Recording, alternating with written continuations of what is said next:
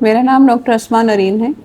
میں Sohail trust hospital میں assistant professor of pets کے طور پر اپنی خدمات انجام دے رہی ہوں. سہیل ٹرسٹ ہاسپٹل ایک ٹیچنگ ہاسپٹل ہے. میں پچھلے 3 سال سے اس سے وابستہ ہوں.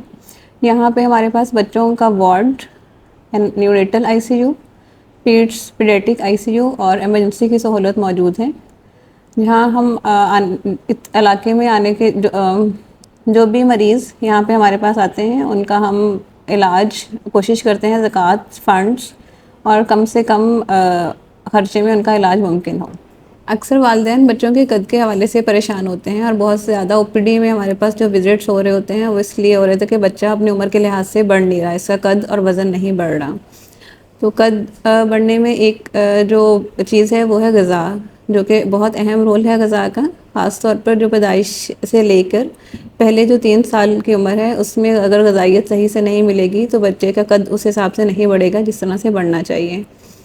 غذا کی اہمیت ہے. اس کے علاوہ کچھ جینیٹکس میں بھی ایسی چینجز ہوتی ہیں کہ قد بہت زیادہ بڑھتا نہیں ہے. اگر والدین کا قد چھوٹا ہے تو ضروری نہیں ہے کہ بچہ جو ہے وہ بہت لمبا ہو جائے.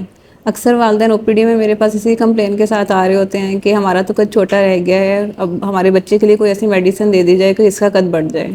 تو پھر ان کو گائیڈ کرنا پڑتا ہے کہ کچھ جینیٹک مٹیریل اگر ایسا ہے، بیبی کا بھی ایسا ہی ہے، تو اس میں بہت زیادہ قد والدین کی نسبت بچوں کا بڑھے گا نہیں. ہاں کچھ بعض دفعہ کچھ بیماریاں بھی ہوتی ہیں جس کی وجہ سے قد نہیں بڑھ رہا ہوتا، تو ٹائم سے اگر ان کی تشخیص ہو جائے تو اس کا علاج ممکن ہے. ان بیماریوں کی ٹریٹمنٹ کے بعد اگر اس وجہ سے قد نہیں بڑھ رہا تو پھر قد کا بڑھنا ممکن ہوتا ہے.